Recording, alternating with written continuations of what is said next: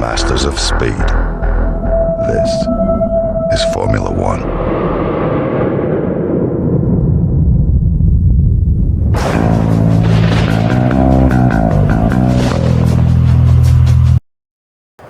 Hello there, hope you guys are good, hope you guys are well. Welcome to a sunny Las Vegas. Don't usually race Vegas in the daytime. It's a bit weird. Let's go. So, you know the drill. 5 red lights.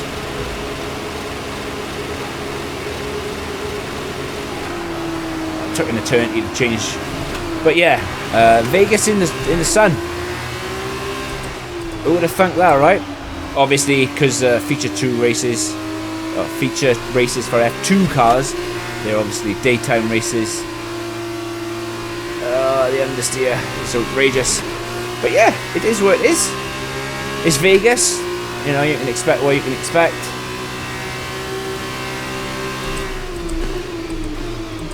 Just gotta be really, really mindful.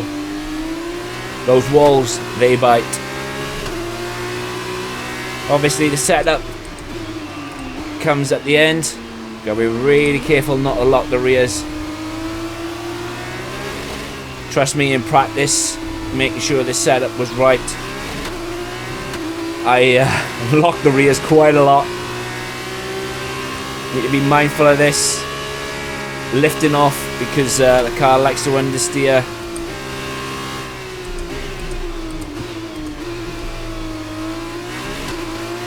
A lot. You'll see as well in the setup the reason why I've gone with such a high ride height, or higher ride height than usual, is for the curves. Sometimes my advice is stay away from the curves around Vegas, but sometimes that's easier said than done, especially when you need to really ride this curb coming up, which is this one, to get a good run out of that corner down to this straight. Just go careful with it.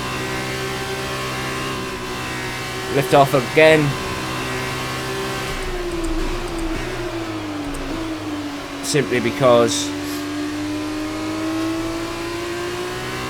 the car has a big tendency, like now, to understeer. And just gently on the power. It does look like the AI are catching. That's probably because the AI can get away with running pretty much 0-0 wings. Remember when that was a thing? The 0-0 wings. But yeah, that's what the AI has over humans. They don't have to worry about grip, tyre wear, tyre levels, tyre temperatures. They're immune to all that sort of stuff, whereas we human players aren't. So yeah, just a little lift. Don't use your brakes. Same here, don't use your brakes, just a little lift, and then close you can to that curb without touching. Watch the wall. If you get a good exit out of that corner, obviously when the AI has DRS, it's not going to work. But if you, without DRS, if you can get a good exit out of that corner, you'll keep the AI behind. Yes, obviously they are catching, but if you can keep your lap times tidy around Vegas, in F1 or F2, no janky sudden movements on the wheel, just nice smooth throttle inputs, you will honestly master Vegas. There you go, across the line. The reason why I didn't get the fastest lap, obviously the last sector, they're all in the slipstream,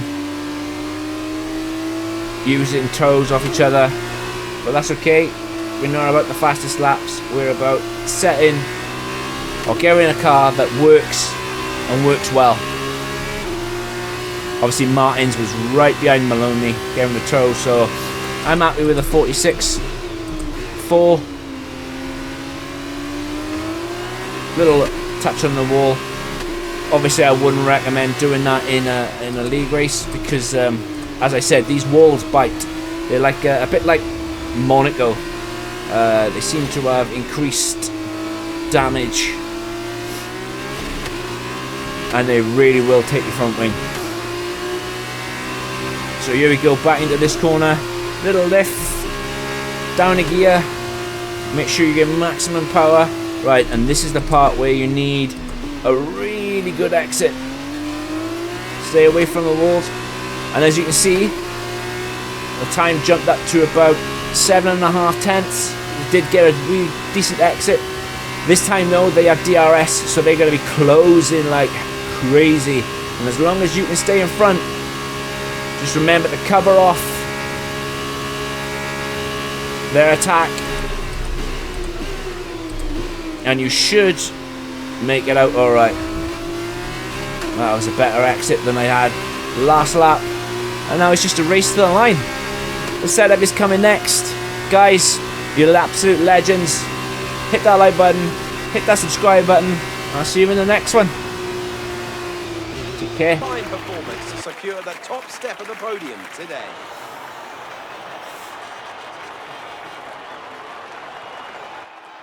Tell me, Davide, what was the key to this success? This race, this win, was about one thing and one thing only: consistency.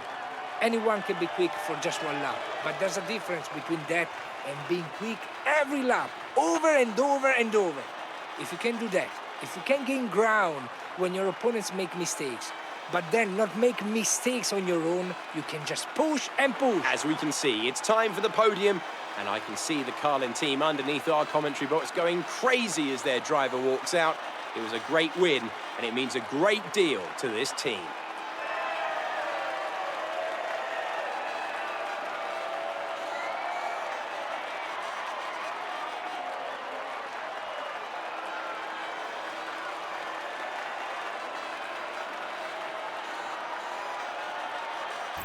And so, driver of the day then, Davide Valsecchi, who do you think you'd go for? Lots of drivers impressed me today, Alex. But if I have to say one that impressed me most, it's Enzo Fittipaldi.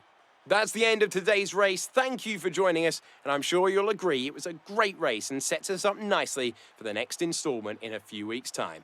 Take care. From Davide and I, So, it's on to goodbye. Vegas then. It's a strange one to drive it in the day, but yeah, it is what it is. Front wing 27, rear wing 20. You have to remember, right, that the AI are the AI. There's nothing you can do about that. The reason why I've gone with the setup the way I have gone is because you need stability.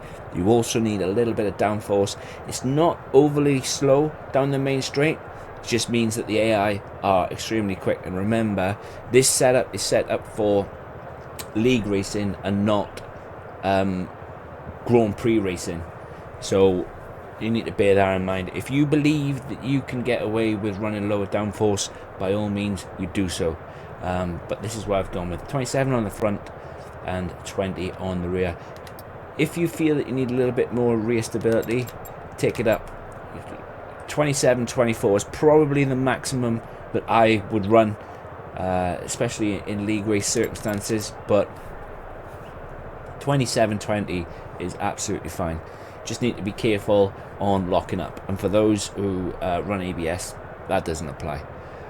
On the transmission then, I've gone with 80-20 for the sake of this setup. By all means you can run 60-40, no problems at all, but again, for the sake of this setup, I've gone with 80-20. Again, going back, I wouldn't recommend going any lower than 60-40. Yeah, you don't want to get involved with that.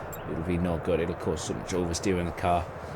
Yeah, oversteer is a bad thing. It's just as bad as understeer, and understeer is pretty much a staple with these F2 cars. On the suspension geometry then, I've gone with right, and then I've gone with 0.01, and then I've gone with 0.12. Seems to work well. If you are having issues with it, by all means, just run right, left. That'll be absolutely fine. But again, for the sake of this setup, I've gone with 0.001 and then 0.12. Seems to work. You have to also remember that tire temperatures, even in the day around Vegas, they can be extremely cold. So you need to bear that in mind. Lots of straights mean cold tires. You need cornering speed to generate the heat through the tires, and yeah, not only does tow help generate that heat when you are in corners and keep it in the tyres for a little bit longer, it also helps with traction as well. So hence the reason why I've gone the way I've gone. On the suspension then, a bit of a weird one, considering it's Vegas. Again, there's not that many corners. So I've gone with a front suspension of 26. I've gone with a rear suspension of 16. Usually I would go a lot stiffer, but this seemed to work very well for me. But again, it's not me. Like, this setup is for you guys. Just make sure you tweak it and change it to how you feel it works. If it doesn't work for you after you've changed things, just revert back to the original setup. You have to remember, test and test and test until you are happy with it. On the front anti-roll bar, I've gone with 17 on the front, I've gone with 13 on the rear. Again, seems to work really well for me. There are a few tricky corners, especially in sector 1, where you need to be mindful of locking the rear brakes. But again, if you run ABS, it doesn't apply. I've gone with a ride height of 35 on the front, and I've gone with 40 on the rear.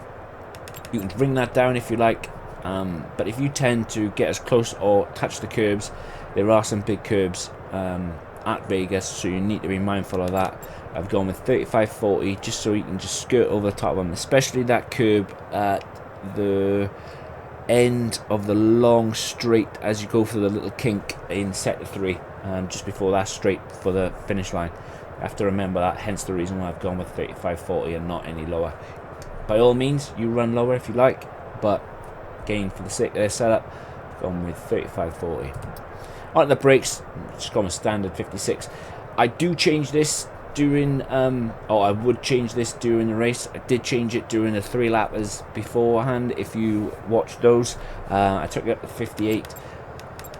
Gone the wrong way. Took it up to 58 simply because I was finding into, I think it's the end of sector 1, that little chicane, I was finding that when the tyres got a little bit worn, I had a tendency to lock the rears. That's a skill issue from me, but yeah, when the tyres get worn, you need to be mindful of locking the rears.